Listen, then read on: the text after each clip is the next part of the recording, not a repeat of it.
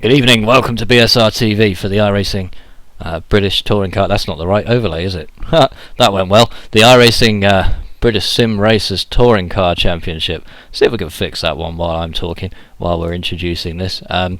With me, Chris Cohen, this evening in the commentary box. Adam Bath. Evening, Adam. Yeah, good evening, Chris. I'm looking forward to this race. And also Jake Cameron joins us. Evening, Jake. Evening. Good to join you for hope to be my first touring car race. And that is the correct overlay at last, but seem to have a few issues with the session here this evening. We're not in the McLaren. It's very strange. I'm showing McLaren. Have you guys got McLaren over there?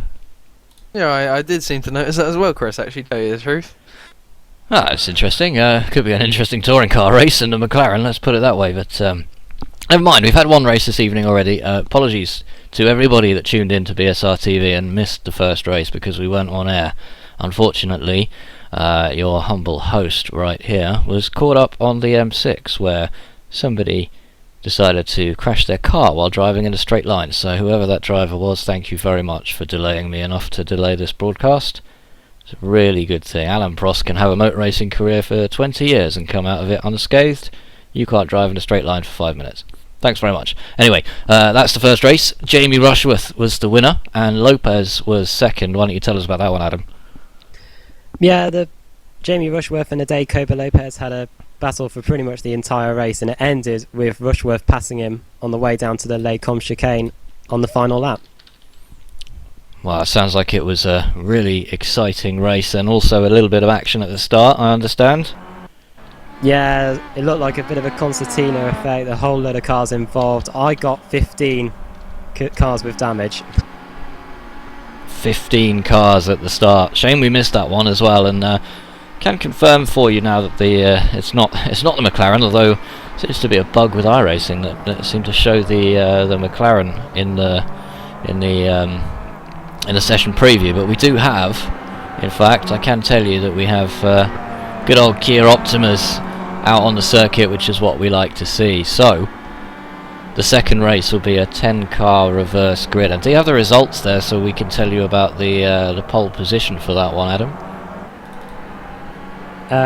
Yes, I'll run you through the rest of the results from race 1. Czepelewski was in 4th, Stefan Hug was in 5th, Sebastian Job in 6th, Andreas Katz in 7th, Ashley Sutton in 8th, Simon Field in 9th, and Jake Tucker in 10th place. So that means the Pertec car is on pole position for this race. So Jake Tucker will start the race from the number 1 spot. Let's go down to the circuit immediately because we were a little bit late on air and we're going to be getting going with this racing any moment now. There he is, Jake Tucker, on his way to early lead if he gets a good start here, hopefully. And the second place on the grid, that's the number 26 888 car there. You can tell I'm well prepared for this broadcast, Jake. It's going well. Yeah, definitely, Chris. You seem to be a little far behind, but this grid certainly looking very interesting. Jamie Rushworth, a lot to do from that 10th position. He drove a good race from what I saw in the last one. But Ashley Sutton also had a strong race as well, I think, Adam. Yeah, he had a strong race, and we're getting ready for the start, Chris. We have lights, we have the green light, and Jake Tucker leads the field away. Rushworth's got a lot to do from that 10th position, but a slow start from the CQR car there. That's going through Eau Rouge for the first time now. That's Sutton in 3rd place.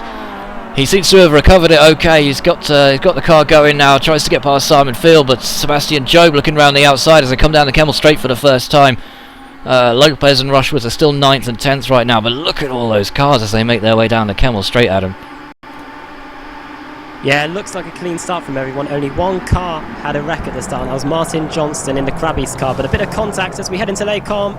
Oh, and Simon Field is off. That was he was collected by Job. Simon Field's facing the wrong way now. He's dropping down the order pretty quickly. See if we can find out if he can get that car going again. He's going to have to wait for the whole field to pass, and Sebastian Job, who was in the number 1 spot. Well, let's go back and have another look at that one on the replay as they're coming down the Kemmel Straight there. He was on the outside, seemed to be a little bit of a a last-minute braking manoeuvre. He's got a bit too much curb on there and got a big tank slapper on, and as the car swung back the other way, he's ousted Simon Field from that number 2 spot there. He's now running in 3rd place. Seems to have no damage. A little bit of damage on the front of Ashley Sutton's car though, Adam. Yeah, and he's sliding as we head into the Fanya machine, but he just manages to hold on. Is now coming under pressure from Andreas. Katz is going around the outside as we head to the final part of the lap. Well, Katz is through, no doubt about that. But what about Chepelevsky? Chepelevsky's right behind Sutton now, and that mistake's going to cost him 2 places if he's not very careful. As we now head on to the very fast back section of this circuit on the run down to the bus stop. Watch out for Koba Lopez in 7th place there. He wants a piece of this action. Chepelevsky hasn't managed to find his way round Sutton just yet. Just a touch of brakes there, and some higher downforce cars would be able to get through there flat out, but not these big lumbering beasts. Now what can Koba Lopez do on the way into the bus stop for the first time? Not a lot really, but Sutton's gone wide. Sutton's gone wide for the 2nd time in a lap, Jake, and that's going to cost him big.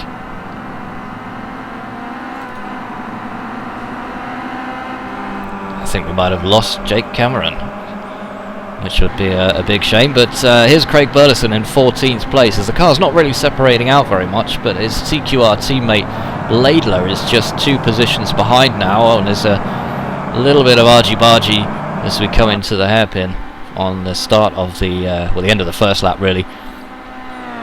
Tucker leads still, Adam, doing well from there, but under pressure from Hoog. Yeah, he looked like he was starting to escape from the rest of the pack, but that didn't last for long, as Hoog looks like he's challenging as we head up to Les Combes for the 2nd time. He's down the inside and he should get the lead. Can he move? Great job by Hoog, he's in the lead. Job, who was going to be having a bit of a guilty conscience, I think, after that first lap contact, has now taken up the mantle of taking Jake Tucker down the inside. Oh, that was remarkably smooth from Job, and he'll probably get the job done. He's going to guard the inside line. Well, Tucker demoted to 3rd, losing 2 positions in about 3 corners there, Adam. Yeah, a bit of a shame for him. However, let's see if he can stick onto the back of the KX Momentum car as we head into Pouhon. Well, we've lost a few from the back. Simon Field is there. He is stricken in the pit lane, unfortunately, down in 40th position. Let's hope we can get that car going again. Wow, a huge number of cars have dropped out. In actual fact, we've lost Hefford, Jerome Kaiser, Robert Burton, Eckhart von Glan. Martin Johnson seems to be out as well, but let's go back to the action towards the front as Hoog's teammate David Baker in the Chrome Restart car is in 12th position right now on the 2nd lap, and he's got to fight his way past those 2 Pertecs of Tim Mawson and Kevin Critchley up in front of him, and they have a recovering Ash Sutton in front of them after a remarkable real racing weekend at Thruxton for Ash Sutton. His CQR career seems to be going a little bit downhill in this race, Adam. Yeah, he hasn't had a good start to the race, that can be said. However, the Pertec cars, they've been having a good race this weekend. They scored strong in race 1, and they seem to be doing the same here in race 2, as they seem to be having a bit of a battle between each other as we come around to complete lap number 2. Well, Tim Mawson and Kevin Critchley not separated by much out there on the track. But wouldn't this be a great result for Pertec if they could take the 3rd place in the form of Jake Tucker, and also, at the moment, 10th and 11th with Critchley and Mawson? Yeah, it'll be great for them in race 3, as we got the top 20 reversed. That'll mean they'll start pretty high up there in the final race. Well, I understand there's been a rule change from last week in that the 3rd race will only feature the top 10 reverse due to some problems with iRacing, but unless the organisers have found some way around that, so maybe we can get some clarification between the races. But look at this battle going on here. Matt Walker in the KX Club Card car is under attack from Robert Plumley, and he's in that red AMD machine, but we've got Steve Richardson just behind, and that's Richard Wild, and there's another AMD car in there, Aaron Gearing. Well, Matt Walker almost getting down the inside of Richard Wild there. And Wild running out of position from where he'd normally be, because he's in the 20th spot right now, Adam. Not quite as high up as he'd want to be. And his teammate in the other eBay car is at the back of that battle as well, so they're languishing down the order at the moment. These two AMD teammates want to watch out. They want to work together to get past those faster cars in front of them if at all possible. They've already picked up some damage during this race. I'd say Plumley's car's looking a little bit better than Gearing's at the moment. And Steve Richardson also hanging on to the back of this group. And eBay Motors, after not the best team start, didn't score amazingly well after the first round, will want to make up for that, and Steve Richardson will want to get as high beyond 24th as possible. A little bit of a mistake there from Gearing, that's going to hold up his teammate Plumley, but these guys are pretty much nose to tail. Elsewhere, Ash Sutton is under threat now from Kevin Critchley, who seems to be having a few connection issues, possibly. Contact! Oh! Ash Sutton's into the barriers, that's a huge impact there, and that's going to end his race surely. He's rolling over! He is rolling over there, and I don't know if that was a result of the connection problems or what. Well, he's... I can't think that car's going to be very good, but he might be able to get it back to the pits. Let's hope so, anyway. To be fair to Critchley, I don't know whether he had the same connection issues as we are having, but maybe he just didn't know where he was. Well, let's have another look at that one from the onboard of Kevin Critchley. And the two cars are pretty close together. Critchley looks around the outside but clips the back of Sutton's car, and that's what's caused the incident there. So mistake from Critchley, didn't leave enough room there, and that has taken Ash Sutton out of the race. He was already having a pretty dire evening, and that's a real shame. So another guilty party on the track after Job. Now we've got Kevin Critchley as well, but it will move the two Pertecs up another position. Meanwhile, Job in second, challenging for the lead. Job is challenging Stefan Hug. Yeah, and just as they were coming up the straight, we saw them lapping Simon Field. Poor Simon Field, he's now a few laps down after that contact at the start. Well, outside the top 10 or the top 20, we're not quite sure here. Oh, very close from Job there. Outside the top 10 or 20, your grid position will be your finishing position, so it makes sense for the last race for Simon Field to get back as many positions as he possibly can in the last 4 laps of this race round Spa. We've got one more to come after this evening, don't forget. Let's have a look at a little bit of the midfield battle now, because the Yuasa machine of Zuzov is being chased down by Reggie Blaine and Dan Hunt, and this is the battle for 14th place right now. And Zuzov trying to drive it away from these guys, not going to have any help with any draft up in front. And there's another Movigo car just behind in the shape of Linus Broström. And Broström's fortune seemed to have changed, Adam, because he's not running near the front in this race. No, however, maybe he might be playing it safe for the final race. At the moment he would be third on the grid, fourth or third. Indeed. Lopez currently running in 5th position, and that is Simon Field's 888 car that's coming up to be lapped by those guys as well as he moves out of the way very kindly. But he's got Chepalevsky, Savidovic and Rushworth right behind him. Oh, and there's a move from Savidovic. It's going to be on the outside of Chepalevsky, though. He's not going to be able to get it done here, surely, is he? Well, he cuts back.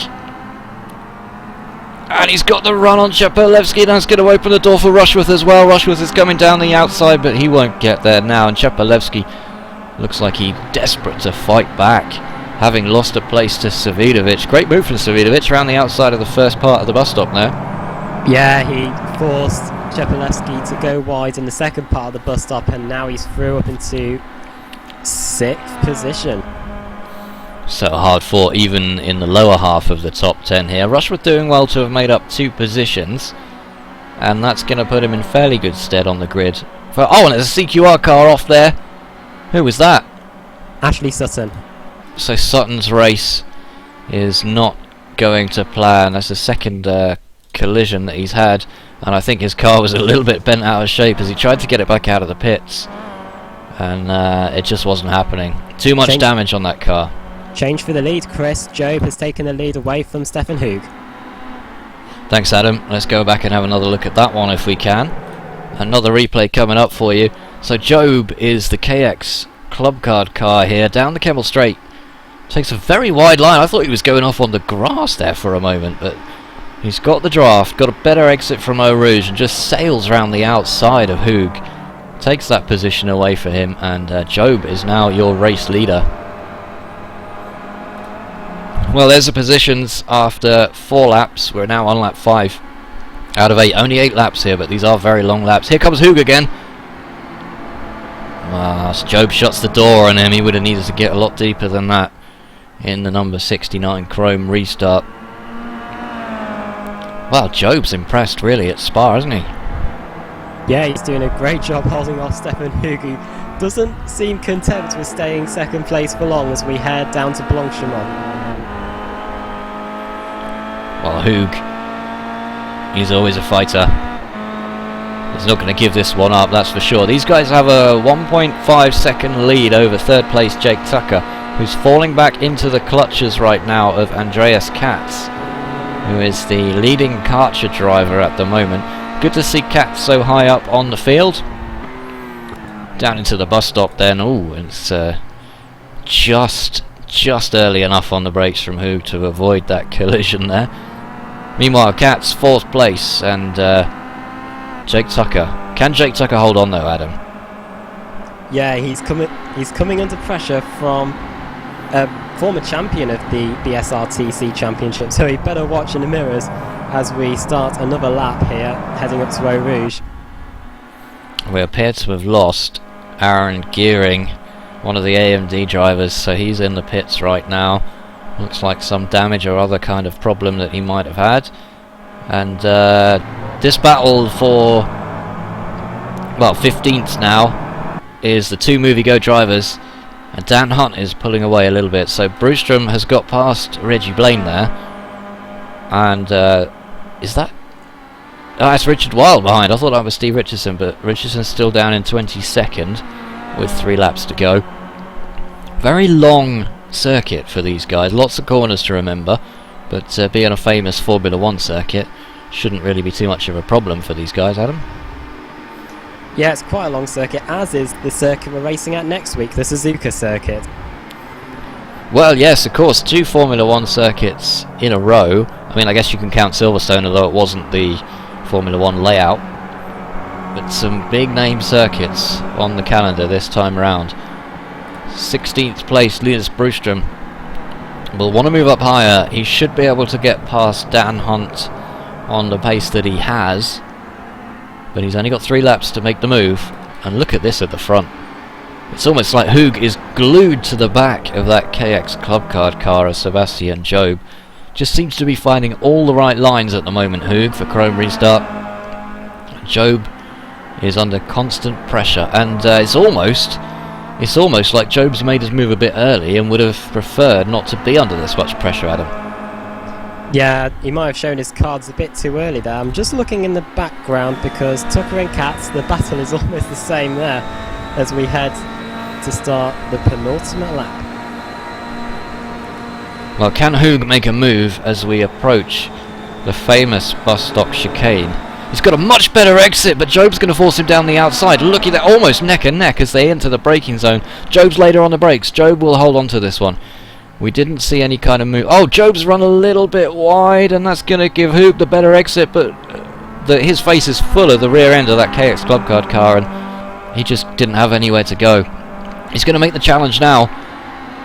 Oh, look at this behind them as well. Lopez, Katz, and looks like Tucker's turned into somewhat of a moving chicane as Lopez looks for a way around his old rival Andreas Katz, and that's Savidovic just behind as well.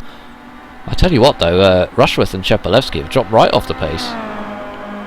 Yeah, Chepalevsky, the same happened to him in race 1. He fell back away from the lead pack towards the end of the race. However, consistent points, that's what he wants.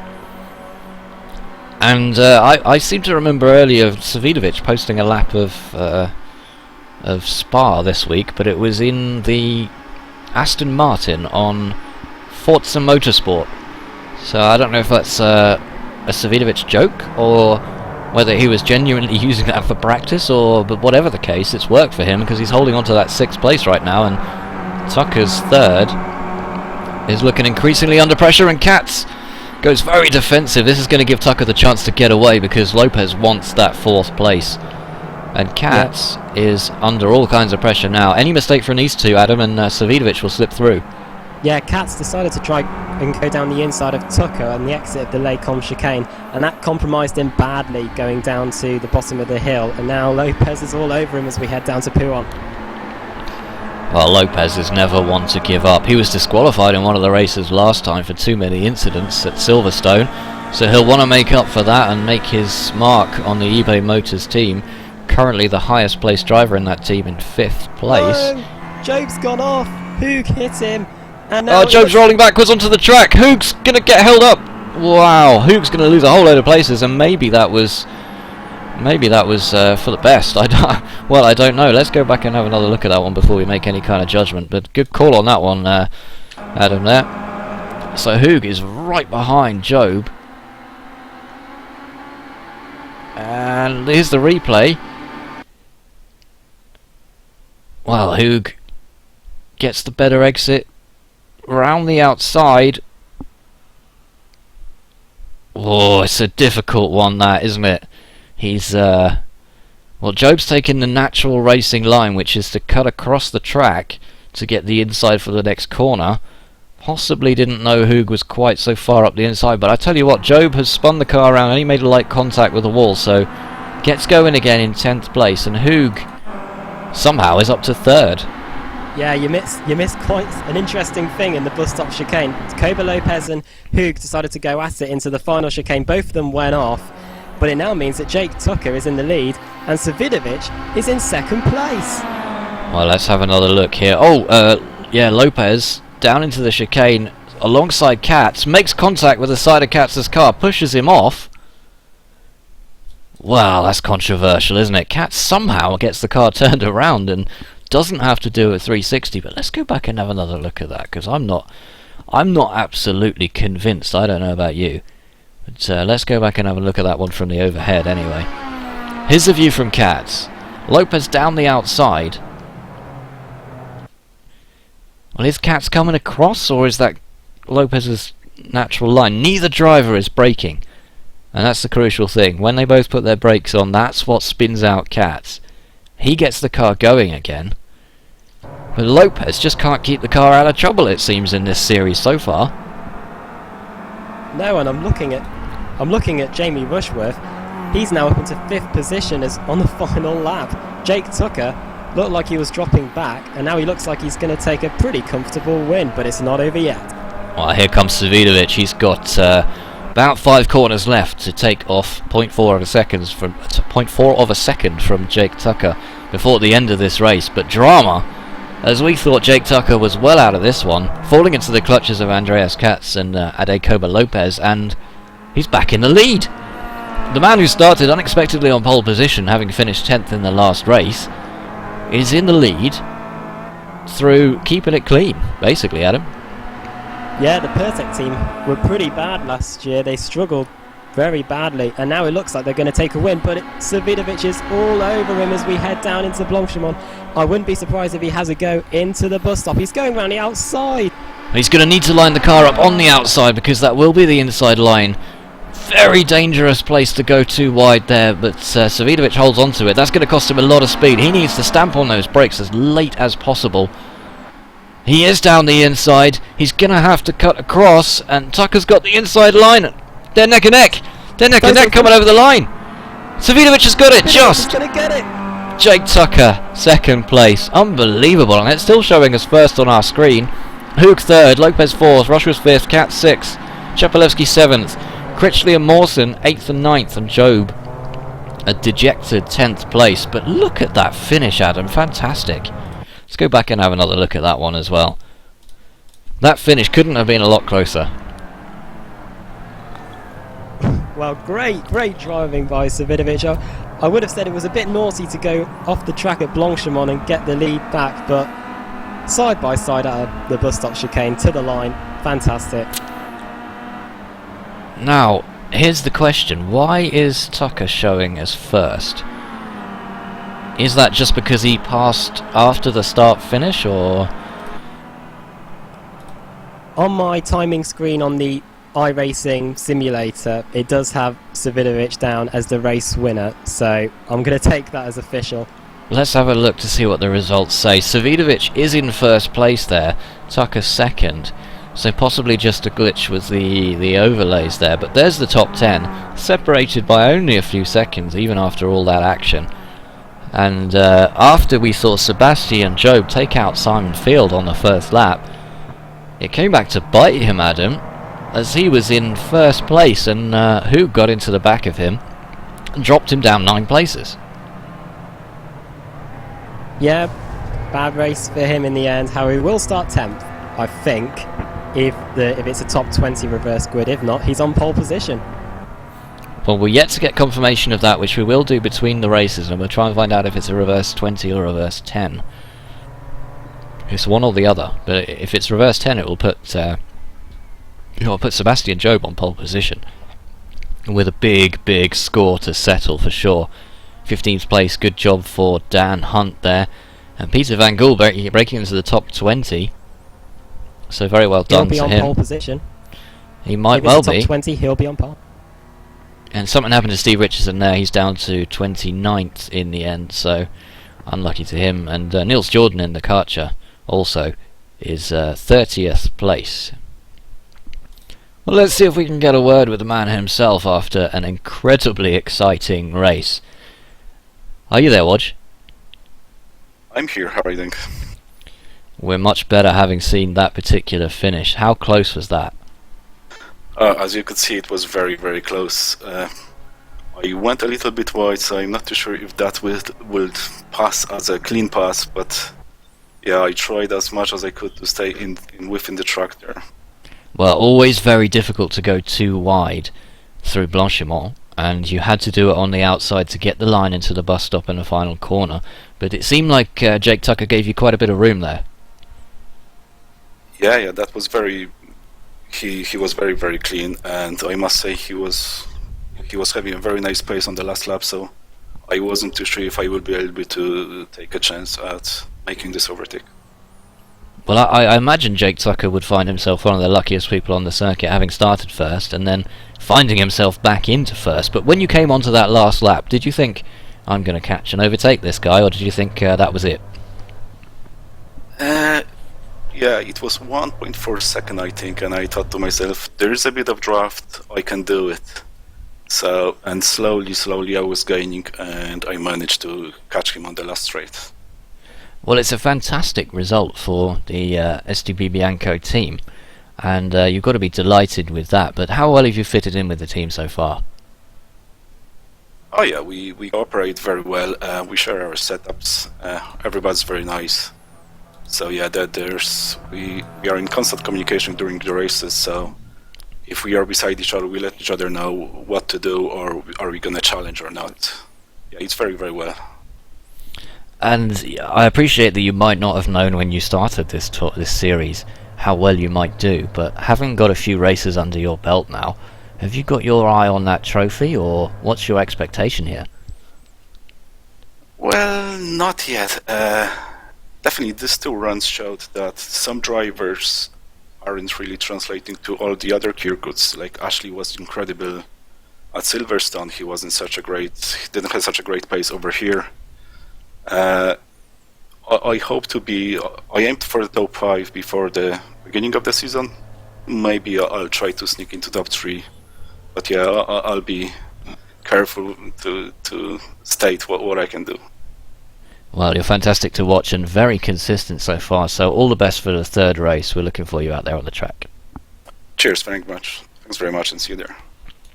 That's big Wodge Savidovic, who took the 2nd race in dramatic fashion, Adam. Yeah, fantastic final lap. We didn't even know who was going to win that race right until the final corner. Well done, Savidovic. Well, if there's one thing that this series is not short of, it's final lap excitement. And there's some dodgy driving tonight, says Mark Guest in the YouTube comments, and do feel free to stick on some more comments and put some comments on the 3rd race, because that's where we're heading in about 5 or 10 minutes time. 9:45, round 6 once again from Spa, with either a top 10 or top 20 reverse grid. We are not too sure. If you tuned in tonight, thanks very much for watching, and join us for the third race in just a moment.